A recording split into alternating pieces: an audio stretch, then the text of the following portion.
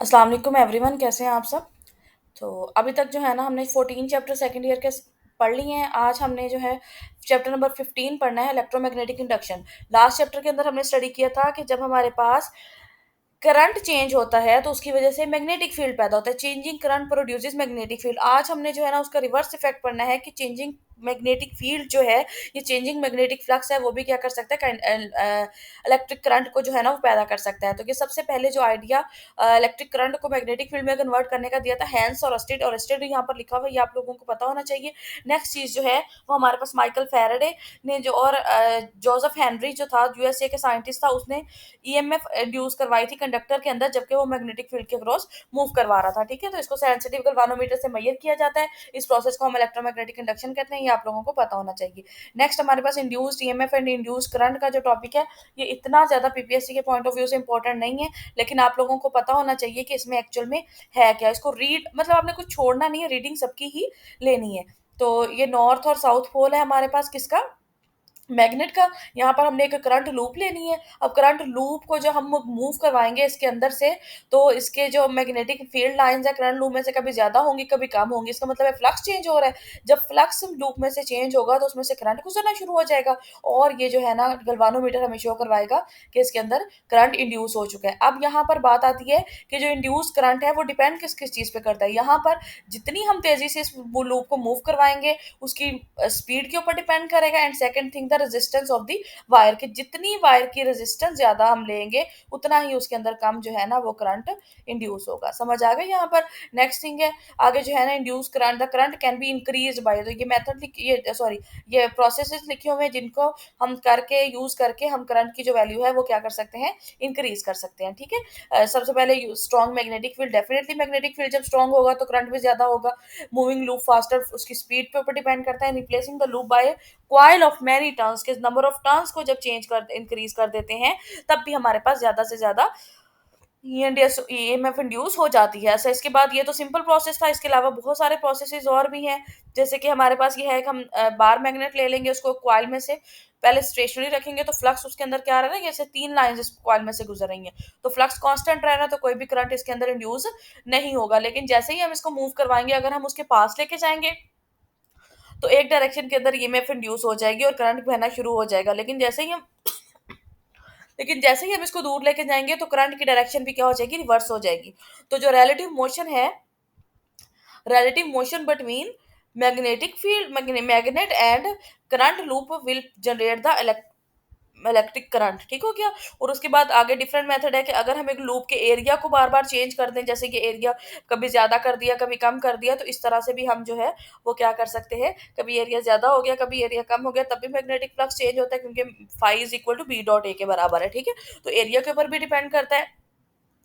तो जैसे ही area change होगा तो उसके अंदर फ्लक्स चेंज होगा, और फ्लक्स के चेंज होने से हमारे पास ईएमएफ इंड्यूस हो जाएगी और करंट गुजरना शुरू हो जाएगा। सेम इसी तरह से जो है ना हम एक्सिस ऑफ रोटेशन के अबाउट अगर हम रोटेशन शुरू कर दें कॉइल की मैग्नेटिक फील्ड के अंदर, मैग्नेटिक फील्ड अपनी जगह पे पड़ा रहे और कॉइल को रोटेट करना शुरू कर दें, तो भी क्या हो जाता है, करंट पैदा हो जाता है। और ये प्रोसेस जो है ना इलेक्ट्रिक जनरेटर के अंदर यूज होता है। आगे नेक्स्ट प्रोसेस है कि अगर हम दो कॉइल्स ले लें, एक को प्राइमरी कह दें और एक को क्या कह दें, सेकेंडरी कॉइल कहते हैं। प्राइमरी कॉइल वो कॉइल होती है जिसके साथ हमारे पास एक रियोस्टेट और एक बैटरी लगी होती है और स्विच भी उसके साथ लगा होता है और जिसमें से करंट गुजरता है। और सेकेंडरी कॉइल जिसके अंदर करंट या ईएमएफ इंड्यूस होती है। ठीक है, तो ये प्राइमरी और सेकेंडरी कॉइल यहाँ पर दिखाई गई है। जैसे ही स्विच को हम क्लोज करेंगे इसमें से करंट चेंज होगा, जीरो से स्टार्ट करके मैक्सिमम पे जाएगा तो डेफिनेटली चेंज होगा ना, 0 1 2 3 4, तो करंट चेंज होगा तो उसकी वजह से मैग्नेटिक फील्ड पैदा होगा, और ये मैग्नेटिक फील्ड लाइन जब सेकेंडरी में से गुजरेंगी तो उसमें अंदर भी ईएमएफ इंड्यूस कर देंगी। नेक्स्ट हमारे पास जो है ना वो मोशनल, अच्छा उसके बाद है अगर हम इलेक्ट्रोमैग्नेट लें और कॉइल को रोटेट करें तब भी हमारे पास कॉइल को भी फिक्स रखें और मैग्नेट को भी फिक्स रखें, लेकिन इलेक्ट्रोमैग्नेट है तो डेफिनेटली करंट से मैग्नेटिक फील्ड पैदा होगा। अगर हम करंट को चेंज करते रहें, बार बार करंट को चेंज करें, तो करंट के चेंज करने से भी हमारे पास जो ये इलेक्ट्रोमैग्नेट का जो मैग्नेट है वो चेंज होगा, उसकी वैल्यू चेंज होती रहेगी, तो ईएमएफ खुद ब खुद इंड्यूस होगी। अब ना हम इसको मूव कर रहे हैं, मैग्नेट को मूव कर रहे हैं, और ना ही हम किसको मूव कर रहे हैं, कॉइल को, लेकिन हमारे पास फिर भी मैग्नेटिक फील्ड जो है ना, सॉरी, करंट पैदा हो रहा है इसके अंदर। वो क्यों है, क्योंकि हम करंट को बार बार चेंज कर रहे हैं, ठीक है? दोनों इस अच्छा ये जो क्वेश्चन इंपॉर्टेंट है कि जब both the coil and the electromagnet are stationary, अगर बात इलेक्ट्रोमैग्नेट की आती है तब भी उसके अंदर ईएमएफ इंड्यूस हो जाती है। Next is the motional EMF. इसकी डेफिनेशन आप लोगों को पता होना चाहिए। The EMF induced by the motion of a conductor across a magnetic field is called a motional EMF. तो यहाँ पर हमारे पास जो है ना एक कॉइल, हमने एक दो रेल्स ले ली हैं, ठीक है, और उसके ऊपर ए बी हमने रख दी है, एक कंडक्टर रख दिया है, ठीक है। तो जैसे ही हमारे पास ईएमएफ जैसे ही ये अच्छा, आप लोगों को पता है कि जब एक कंडक्टर को हम मैग्नेटिक फील्ड के अंदर मूव करवाते हैं तो उसके ऊपर जो है ना एक चार्जेस के ऊपर फोर्स लगना शुरू हो जाती है। अब ये कंडक्टर है हमारे पास ए बी, अब जब इसको इसके अंदर मूव करवाएंगे, अब ये हमारे पास उलट इफेक्ट है पीछे वाले। लास्ट 14 चैप्टर के अंदर ये पहला टॉपिक जो था उसके अंदर हम क्या करते थे, हम मैग्नेटिक फील्ड अप्लाई कर देते थे और करंट गुजारते थे, और करंट गुजारने की वजह से मैग्नेटिक फोर्स एक्ट करती थी, ठीक है। अब हमने क्या करना है, अब हमने मैग्नेटिक फील्ड अप्लाई कर दिया है और कंडक्टर को खुद ब खुद मूव करवाना है। जब कंडक्टर को मूव करवाएंगे ना मैग्नेटिक फील्ड के अंदर, तो कंडक्टर के अंदर से मैग्नेटिक फ्लक्स चेंज होगा, और मैग्नेटिक फ्लक्स चेंज होने की वजह से ए और बी पॉइंट के दरमियान इलेक्ट्रिक फील्ड क्रिएट हो जाएगा। ए पॉइंट जो ए बी एंड है वो एक हाई पोटेंशियल लो पोटेंशियल पे और एक हाई पे चला जाएगा। ए जो हाई पे चला जाएगा मतलब हमारे पास पोटेंशियल डिफरेंस तो क्रिएट हो जाएगा ना ए और बी पॉइंट के गिर्द। जैसे ही पोटेंशियल डिफरेंस क्रिएट होगा तो इस तरह से एक लूप क्रिएट हो जाएगा और उसमें से करंट गुजरना शुरू हो जाएगा और हम उसको इंड्यूस करंट कहेंगे, और इससे रेलेवेंट ईएमएफ को क्या कहेंगे, इंड्यूस्ड ईएमएफ। तो ये प्रोसेस आप लोगों को पता होना चाहिए। इसकी सारी एक्सप्लेनेशन यहाँ पे लिखी हुई है, एक दफा रीड आउट कर लीजिएगा। लेकिन इसका फाइनल रिलेशन जो है वो बहुत इंपॉर्टेंट है, E is equal to minus v B l sine theta. अच्छा, यहाँ पर आप लोगों को पता होना चाहिए V is the angle between sorry theta is the angle between V and B। ये जो एंगल है वो V और B के दरमियान है। Due to induced EMF positive charges would flow along the path A B C D A. तो यहाँ पर जो करंट है वो किस चार्जेस की वजह से बह रहा है, positive charges. Therefore the induced current is anti clockwise in diagram. तो ये सारी चीजें आप लोगों को पता होना चाहिए। The current continues to flow. Next is the Faraday law and induced EMF। तो जैसे ये इमोशनल ईएमएफ है, इसी तरह से एक लॉ जो दिया था फेरेडेज लॉ ने दिया था कि ईएमएफ जो है ना वो एक और मेथड से इंक्रीज, मतलब हम पोजीशन 1 से जब पोजीशन 2 पे लेके जाते हैं तो उसमें से करंट गुजरना शुरू हो जाता है। इसका बस ईएमएफ का एक फार्मूला ये है और एक दूसरा फार्मूला है जो फेरेडे ने दिया था, ठीक है। तो फेरेडे ने जो फार्मूला दिया था वो E is equal to minus N delta phi over delta t, कि जो इंड्यूस ईएमएफ है वो डायरेक्टली प्रोपोर्शनल है rate of change at which the flux through the coil is changing, ठीक है। The average EMF induced in the conducting coil of N loops is equal to the negative of the rate at.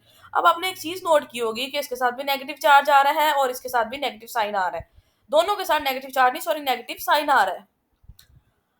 अब ये जो negative sign है ना ये बहुत important है। इसको फेरेडे ने तो एक्सप्लेन किया था, लेकिन इसको आगे जाके लेंजेस ने एक्सप्लेन किया था। लेंजेस लॉ बहुत इंपॉर्टेंट है। अच्छा जी, ये भी जो है ना ये रिंग ये जो आप लोगों ने अच्छे तरीके से इसको भी पढ़ लेना है, ठीक है। अच्छा, at which the flux magnetic flux through the coil is changing with time. अब टाइम के साथ चेंज हो रहा है। अब the minus sign indicates the direction of the induced EMF is such that to oppose the change in the flux. अब देखें हम इसको मूव करवा रहे हैं पोजीशन 1 से पोजीशन 2 की तरफ, लेकिन जो ईएमएफ इंड्यूस इसके अंदर होगी ना इस कॉइल के अंदर, वो इसको ऊपर जिस तरह से अगर इस तरफ फोर्स लग रही है ना तो इसकी ऑपोजिट डायरेक्शन में फोर्स लगना शुरू हो जाएगी। तो वो जो फोर्स है मतलब हम इसको एक्सटर्नली इधर खींच रहे हैं तो ईएमएफ जो पैदा होगी वो इसको इधर की तरफ फोर्स लगाएगी। मतलब कि ईएमएफ जो है ना वो ऑपोजिशन करेगी उस चीज की जिसकी वजह से ये वो खुद इंड्यूस्ड हो रही है। ईएमएफ इंड्यूस्ड इन सच, इसको इस प्रोसेस को किसने एक्सप्लेन किया था, लेंस ने किया था, एंड उसने बताया था कि direction of the induced EMF क्या होती है, ठीक है। The minus sign in the expression is very important, this has to do with the direction of the induced EMF. तो ये हमें डायरेक्शन ऑफ इंड्यूस्ड ईएमएफ बताती है। टू डिटरमिन द डायरेक्शन वो use a method based on the discovery made by the Russian physicist Heinrich Lenz in 1834। He found that the polarity of induced EMF always leads to an induced current that opposite through the magnetic field. अब Lenz's law जो है वो consequence है किसकी, induce current की, ठीक है। Induce current, the change inducing the EMF. तो जो इंड्यूस करंट के अंदर जो चेंज आता है वो किसको इंड्यूस करता है, ईएमएफ को। The rule is known as Lenz's law states that the direction of the induced current is always so as to oppose the change which causes the current, ठीक है। अब आप लोगों ने इसको ईएमएफ के तौर पे भी पढ़ना है, इसको ही मॉडिफाई कर दिया जाता है direction of the induced EMF. अब लेंजिस ने जो एक्सप्लेन किया था ना वो करंट के लिहाज से एक्सप्लेन किया था, उसने करंट को कंसीडर किया था, लेकिन आप लोगों ने इसको ईएमएफ के लिहाज से भी यही सेम लॉ है कि जो ईएमएफ की डायरेक्शन है करंट और ईएमएफ की सेम डायरेक्शन है, और इस तरह से है कि जिस डायरेक्शन में ईएमएफ इंड्यूस हो रही है वो उस जिस तरीके से हम उसको इंड्यूस कर रहे हैं वो उसी तरीके की मुखालफत कर रही है। जैसे कि पीछे वाले केसेस में हम जाते हैं अगर इंड्यूस ईएमएफ हम इसके अंदर से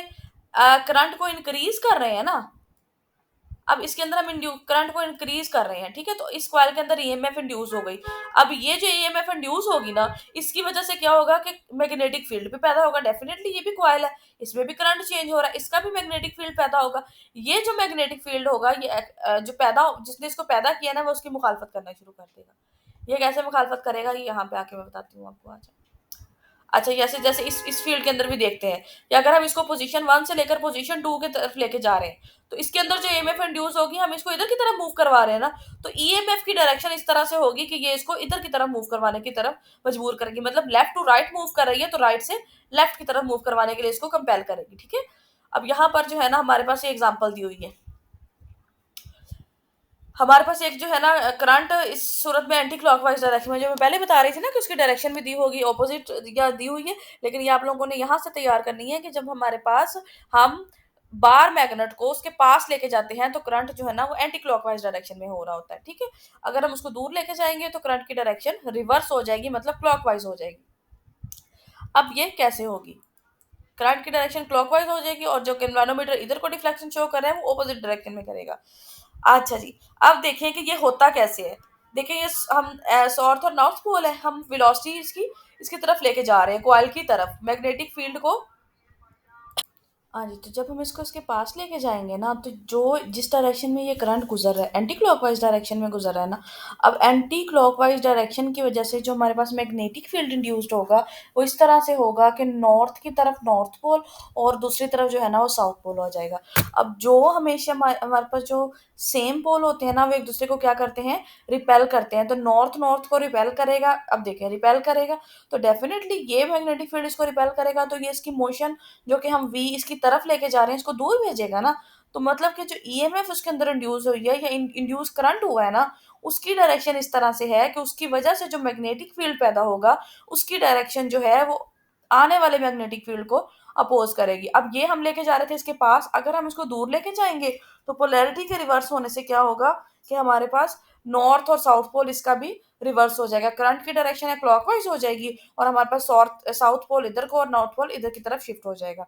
ठीक हो गया, तो इस तरह से जो है according to Lenz law, the push of the magnet is the change that produce the induce current and the current acts to oppose the push. अब जो करंट क्या करेगा, वो इस अपोज को पुश करेगा। On the other hand, if the pull the magnet away from the coil, the induced current will oppose the pull by creating. अब आगे जो है ये इसकी रीजन क्या है, इसकी रीजन यहाँ पर बहुत अच्छे से एक्सप्लेन की हुई है। The law Lenz's law is also a statement of law of conservation of energy that can be conveniently applied to the circuit involving induced current। अब यहाँ पर मैं इसको रीडिंग तो नहीं मैं पूरी कर सकती, इतना टाइम नहीं है, लेकिन मैं यहाँ से एक्सप्लेन कर देती हूँ।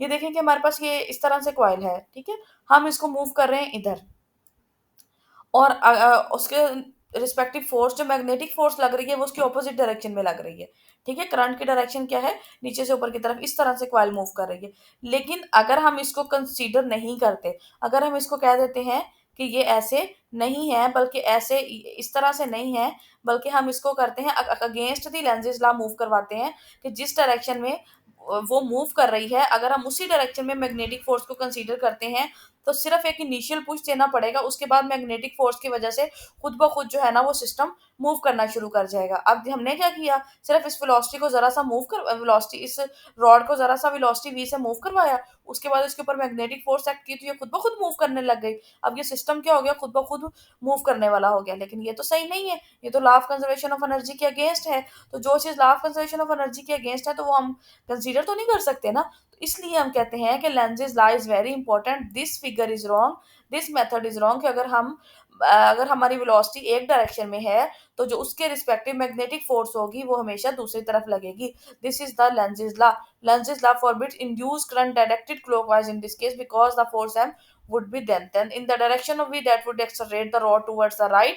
This is in turn would induce a secondary current in strong current, इतना करंट इसमें से गुजरेगा कि ये खुद ब खुद रॉड मूव करने लग जाएगी, सिस्टम जो है ना सेल्फ प्रिपेचुएटिंग हो जाएगा, which is against the law of conservation of energy. तो इसलिए जो है ना law of conservation of energy hold करने होल्ड करना बहुत ज़रूरी है। इस वजह से लेंज़ेज़ लॉ को हम डिनाई नहीं कर सकते। लेंज़ेज़ लॉ की बहुत इंपॉर्टेंस है, ठीक है? तो लेंज़ेज़ लॉ में यही बताया जाता है कि इसके अंदर जो ईएमएफ इंड्यूस होगी, इसकी वजह से जो करंट इंड्यूस होगा, उसकी डायरेक्शन हमेशा इस तरह से होगी कि वो जिस रीज़न से पैदा हो रहा है, अगर वो वेलोसिटी के साथ मूव करवाने से हो रहा है, इस वी वेलोसिटी के साथ कंडक्टर को लेफ्ट से राइट मूव करवाने की तरफ की वजह से वो इंड्यूस करंट आ रहा है, तो इंड्यूस होने वाला करंट कंडक्टर को दूसरी तरफ मूव करवाएगा। इसी तरह से अगर हम बार मैग्नेट की बात करते हैं, अगर हम इसको पास लेके जा रहे हैं तो इंड्यूस करंट उसको दूर भेजेगा, और अगर हम इसको दूर लेके जा रहे हैं तो इंड्यूस करंट की डायरेक्शन इस तरह से होगी कि वो इस मैग्नेट को अपनी तरफ अट्रैक्ट करना शुरू कर देगा, ठीक है?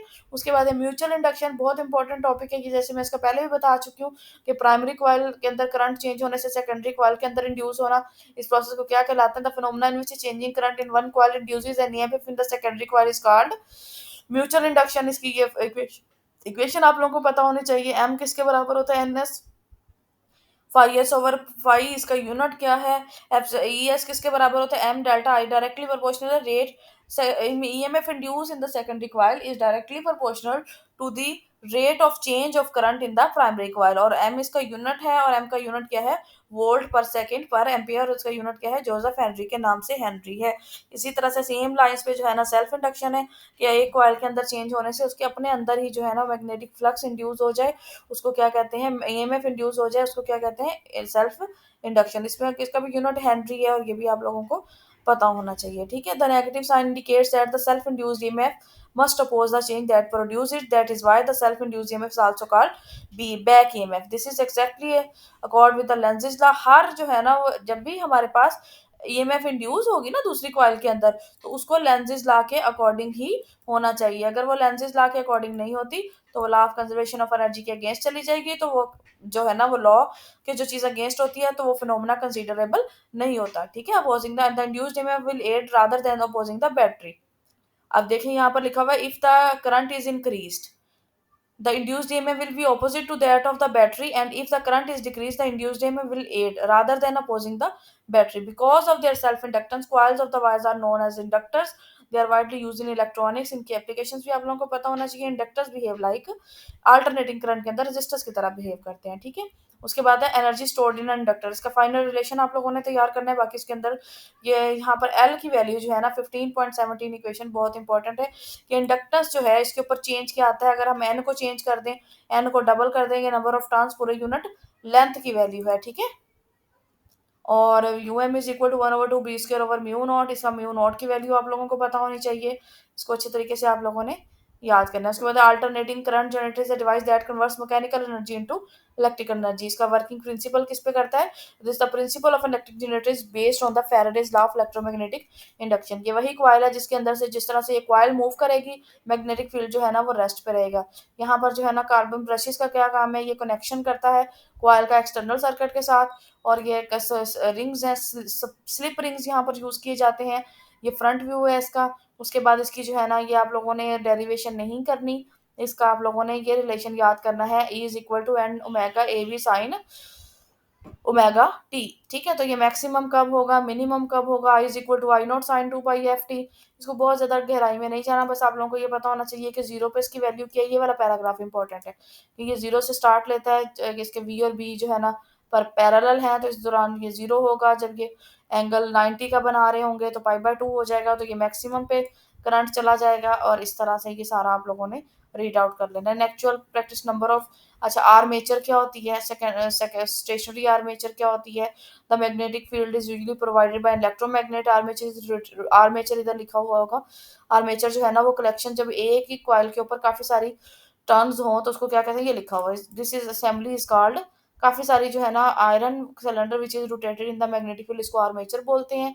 उसके बाद डीसी जनरेटर है। डीसी जनरेटर और एसी जनरेटर में क्या फर्क है? इसके अंदर थोड़ी सी हम चेंजेस करते हैं। For many application is invented by device called commutator. Commutator जो है ना इन दोनों के दरमियान फर्क है जो कि हम इंट्रोड्यूस करवा देते हैं, that is commutator split rings. Therefore, DC generator is similar to the AC generator in construction with the difference that slip rings are replaced by split rings. इसको commutator बोलते हैं। The split rings are two halves of the rings that act as a commutator. तो ये जो है ना इन दोनों के अंदर चेंज है, और ये इसकी जो है डिवाइस ये अल्टरनेटिंग करंट जनरेट करता है और ये क्या करता है, डायरेक्ट करंट जनरेट करता है। क्योंकि देखें ना, जैसे ही वो ये देखें, ये ऐसे है ना, इस तरह से जैसे ही ये नीचे को जाने लगता है ना, तो ये जो इसका एक्सटर्नल सर्किट के साथ ये देखें, ये कॉइल है ना हमारे पास, तो ये वाला पोर्शन जब आता है ना, तो उसके बाद जब नीचे वाला पोर्शन आने लगता है ना, ये देखें, ये स्लिप रिंग्स, मतलब हमने खाली जगह दे दी। जब ये कॉइल घूमेगी, जब ये कॉइल इस तरह से रोटेट करेगी ना, देखिए जब ये कॉइल रोटेट करेगी इस तरह से, तो जब जब वो पोर्शन आएगा ना, ये वाला पोर्शन तो बन गया, जब ये नीचे वाला पोर्शन आना शुरू होगा ना, तो ये खाली जगह आ जाएगी। जब ये खाली जगह आ जाएगी, तो इसका एक्सटर्नल सर्किट के साथ जो है ना, वो सर्किट बिल्कुल ब्रेक हो जाएगा। जब ये घूम के ये वाले पॉइंट जो है ना इधर आ जाएंगे, तो इसका एक्सटर्नल सर्किट के साथ जो है ना वो राब्ता खत्म हो जाएगा, और इसकी वजह से हमारे पास क्या है, सिर्फ ऊपर वाला अपर पोर्शन आएगा, और इसको हम क्या कहते हैं, ये डीसी है, ठीक है। उसके बाद बैक इफेक्ट इन मोटर क्या होता है, back motor effect in the generator. अब देखें कि जनरेटर के अंदर करंट पैदा हो रहा है, ये करंट, सॉरी, ये एसी करंट, ये करंट पैदा हो रहा है ना। अब ये करंट चेंज हो रहा है, पॉजिटिव वैल्यू भी चेंज हो रही है, नेगेटिव भी आ रही है, अल्टरनेटिंग करंट है। अल्टरनेटिंग मतलब चेंजिंग करंट, ठीक है। अब चेंजिंग करंट क्या करता है कि मैग्नेटिक फील्ड उसकी कॉइल के अंदर दोबारा से इंट्रोड्यूस कर देता है। अब कॉइल पहले जिस डायरेक्शन में रोटेट कर रही होती है ना, ये देखें, ये अब नीचे की तरफ, पहले कॉइल की रोटेशन किस तरफ थी, कॉइल की रोटेशन क्या थी, इस तरह से, ठीक है। अब जो बैक मोटर इफेक्ट होगा ना, उसके अंदर कॉइल की रोटेशन जो है ना वो चेंज हो जाएगी। अब कॉइल की रोटेशन चेंज होगी, तो the device is the circuit that consumes electrical energy are known as load. तो इसकी जो है ना वो चेंज होने की वजह से हमारे पास जो है बैक मोटर इफेक्ट होगा, और हमारे पास जिस मोटर क्या होती है, जिसको हम, जो इलेक्ट्रिकल एनर्जी से चलती है और मैकेनिकल एनर्जी पैदा करती है। अब यहाँ पर जो है, मतलब मोटर को हम इलेक्ट्रिकल एनर्जी देते हैं। अब हमारे पास जो है जनरेटर के अंदर क्या हो रहा है, कॉइल खुद ब खुद रोटेट कर रही है मैकेनिकली, और मैकेनिकल रोटेशन से उसके अंदर करंट इंड्यूस हो रहा है। अब वो जो करंट इंड्यूस हो रहा है, वो मैग्नेटिक फील्ड, इसकी वजह से मैग्नेटिक फील्ड पैदा होगा। वो मैग्नेटिक फील्ड उसी कॉइल में से गुजरेगा, और उसी कॉइल के अंदर दोबारा से करंट जो है ना वो इंड्यूस कर देगा, और वो जो करंट होगा वो उसकी डायरेक्शन इस तरह से होगी कि वो कॉइल की रोटेशन को सीज करेगी। That is called the back motor effect in, back effect in the motor. उसके बाद डीसी मोटर क्या होती है, डीसी मोटर और डीसी जनरेटर में ये फर्क है कि जहां पर हम मैकेनिकल वर्क को, मैकेनिकली कॉइल को मूव कर रहे थे, उसकी वजह से करंट पैदा हो रहा था, डीसी जनरेटर ये था। अब डीसी मोटर के अंदर क्या है कि हम इसके साथ एक बैटरी अटैच कर देंगे, ठीक है। इसको भी जस्ट रीड आउट कर लीजिएगा, बहुत ज्यादा गहराई में जाने की जरूरत नहीं है, लेकिन ये लास्ट लाइन जो है ना, पैराग्राफ इसकी पढ़ लेने। Back EMF in the affect in the motor. अब मोटर के अंदर भी डेफिनेटली होगा, हम कॉइल को खुद रोटेट कर रहे हैं मैग्नेटिक फील्ड के अंदर, मैग्नेटिक फील्ड के अंदर रोटेट करने की वजह से करंट जो है ना इसमें से गुजर रहा है, वो करंट अपना मैग्नेटिक फील्ड पैदा करेगा, और वो जो अपना मैग्नेटिक फील्ड पैदा करेगा उसकी वजह से जो है ना इसके ऊपर फोर्स एक्ट करेगी, और वो फिर रोटेट करने लग जाएगी। तो इसकी वजह से I V is equal to epsilon R plus R. तो अगर हमारे पास करंट इंक्रीज करेगा, तो ई को इधर ले जाएं, तो ईएमएफ जो है ना वो डिक्रीज होगी। ये, सॉरी, ईएमएफ को हम अगर इधर ही रखें और करंट इंक्रीज करेगा, तो ईएमएफ वी में से क्या हो जाएगी, कम हो जाएगी। व्हेन द मोटर इज, ये पीपीएससी में क्वेश्चन आया हुआ था 2017 के पेपर में, when the motor is just started the back EMF is almost zero. Definitely जब उसमें से करंट ही बिल्कुल जीरो, अभी करंट स्टार्ट ही हुआ है, तो बैक ईएमएफ है, ये वोल्टेज है। तो जब बिल्कुल अभी स्टार्ट ही हुआ है, तो चेंज उसमें तो बैक ईएमएफ बिल्कुल ऑलमोस्ट जीरो होगी, and hence large current passes through the coil. तो कितना करंट गुजरेगा उसमें से, लार्ज करंट गुजरेगा, और जैसे जैसे as the motor speeds up the back EMF increases, ये इंक्रीज करती जाएगी, and the current becomes smaller. ये करंट वाली वैल्यू जो है ना वो स्मॉल होती जाएगी, क्योंकि हमारे पास जो क्या है, हमारे पास मकसद तो करंट गुजारना है ना, और उस करंट की वजह से ईएमएफ इंड्यूस हो रही है। अब ये जो ईएमएफ इंड्यूस होगी, वो उस पैदा करने वाले करंट की ही जो है क्या करना शुरू कर देगी, मुखालफत करना शुरू कर देगी। Next is the transformer. Transformer is electrical device use to change a given alternating EMF into a large और larger alternating EMF, जो है ना EMF के अंदर इसको चेंज करने के लिए यूज किया जाता है। इसका प्रिंसिपल क्या है, म्यूचुअल इंडक्शन के ऊपर काम करता है, ठीक है। तो इसके बाद सेल्फ इंड्यूस्ड ईएमएफ, और इसके बाद इसकी जो है ना ratio VS over VP, NS over NP, इसके बारे में पता होना चाहिए। Step up step down transformer क्या होता है, इनपुट पावर आउटपुट पावर के बराबर कभी नहीं होती। स्टेप डाउन ट्रांसफार्मर की वैल्यू कहाँ से कहाँ तक जो है ना वो इसको रिड्यूस कर देता है। उसके बाद ये आगे पावर लॉसेस हैं, ये सारी चीज़ें आप लोगों ने अच्छे तरीके से रीड आउट कर लेनी है, ठीक है। उसके बाद इसके शॉर्ट क्वेश्चंस रीड आउट कर लीजिएगा, बाकी न्यूमेरिकल करने की ज़रूरत नहीं है। थैंक यू सो मच, अल्लाह हाफिज़।